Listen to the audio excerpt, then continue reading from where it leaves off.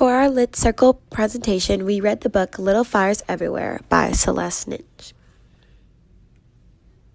So a little bit of background information before we get into the actual book. So the book is taking place in a town called Shaker Heights in Ohio, and it's during the time period from 1996 to about 1997. This town is pretty much known for planning everything out and being super organized. They pretty much have everything planned out to how big the winding roads will be through all the different neighborhoods, to what every color of house is, and no house is colored the same. This is how planned out this town is. For the themes, we have things such as family, race, class, and community, and this is widely spread out throughout the entire book. You can see it pretty much in every chapter and in every character. Race especially, because it pretty much focuses on a African American family and a white family. There's also this sense of belonging and trying to fit in during 1996, and this feeling of always having to fit in some way, whether that be sports or music or getting into a really good college, things like that. There's also this kind of a theme of identity and figuring out who you are personally. A lot of the characters go through this identity kind of crisis and figure out who they are by background information or past lives, or just kind of learning about their family history. And then there's also this sense of planning where everyone is super organized, but then this curveball comes in when this new family moves in to the neighborhood and everything kind of gets thrown off. So then we also have genre on here, and the genre of this book is domestic fiction, which is pretty much fictional works that focus on home and family life, and it's also when women, or there's a focus on when women kind of flourish during this time period. There were a lot of characters and little fires everywhere. The characters were either static, flat, dynamic, or round. A static character is a character that does not change from the beginning of the story to the end. A flat character is a character with little to no complex emotions, motivation, or personality. A dynamic character is a character who grows, learns, or changes as a result of the story's actions. A round character is complex and more human-like. Starting off with the Richardson family, Elena Richardson is a round character. Bill Richardson is a static character. Trip Richardson is a static character. Lexi Richardson is a dynamic character. Moody Richardson is a flat character. And Izzy Richardson is a dynamic character. So adding on to the character section, Elena Richardson, as we know, is a round character. She is also the wife and one of the main characters in the book. Bill Richardson is Elena Richardson's husband.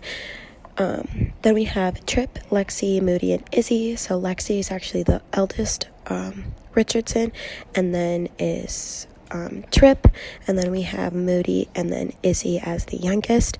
And so those are the Richardson family. Characters continued. Mia Warren is a round character. Pearl Warren is a dynamic character. Linda McCullough is a static character. Mark McCullough is a static character. BB Chow is a static character, and Mr. Yang is a flat character. So then we move on into the next set of characters. We have Mia Warren. She is also a round character, and she is also one of the Mia characters in the story. She is the mother of Pearl Warren, who you can see as a dynamic character as well. We also have Linda McLaughlin and Mark McLaughlin, who are husband and wife, and they are in the process of trying to adopt a baby, and they have a whole story within the book as well. We also have BB Chow. She is the mother of the daughter that the McLaughlins are trying to adopt, and there is a whole situation with them involved as well. And then we also have Mr. Yang, who just so happens to be someone that Mia knows and is also BB Chow's lawyer in her custody trial against the McLaughlins.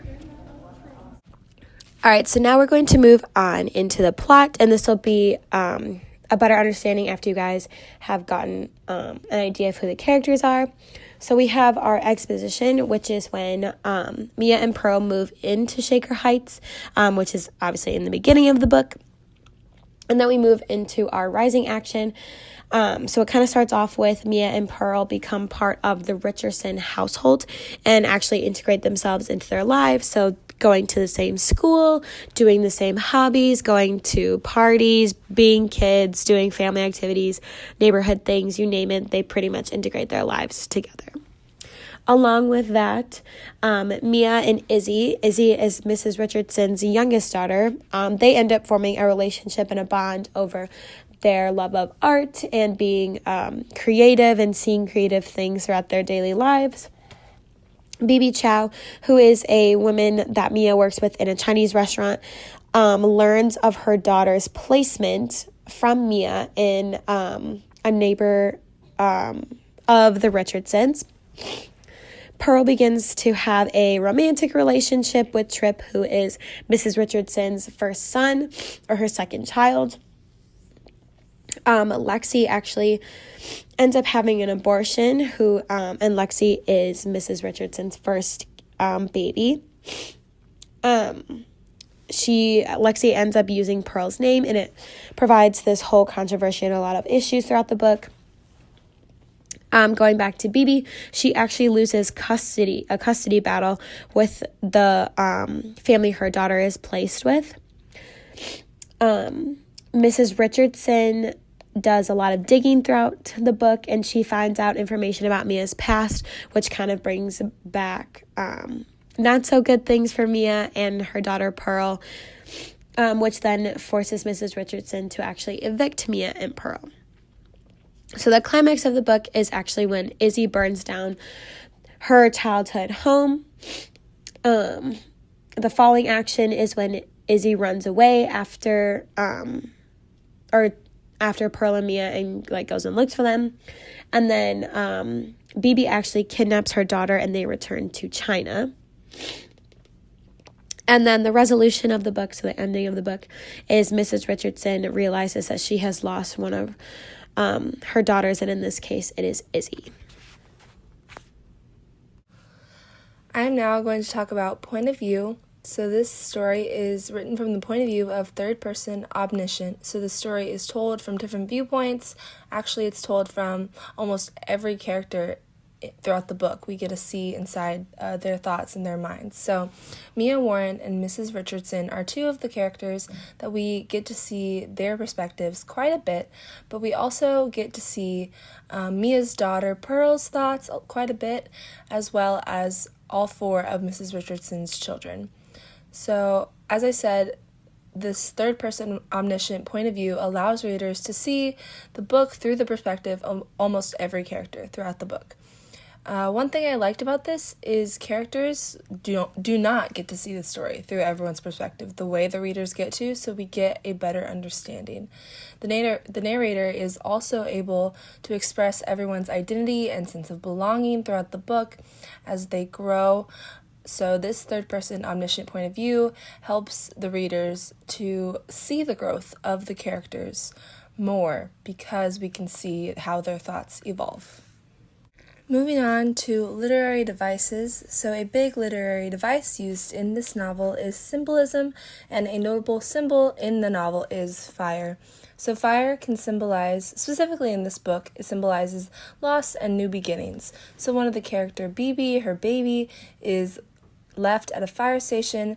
This was obviously a loss for Bibi, but a new beginning for her baby, Mei Ling, to have a proper family and home. Another example of this is when Izzy burned down her home. She wanted to leave her family and community. She wanted to start a new life far away from Shaker. Another thing that fire can symbolize is chaos. So a lot of little things happen in this book to create this big chaotic situation, which can be symbolized by fire. Another example of a literary device is irony, specifically dramatic irony. So like I said in the last slide, this book is written in third person omniscient, so we can see the story from a lot of characters' perspectives. So because of this, we know a lot of things that certain characters don't know.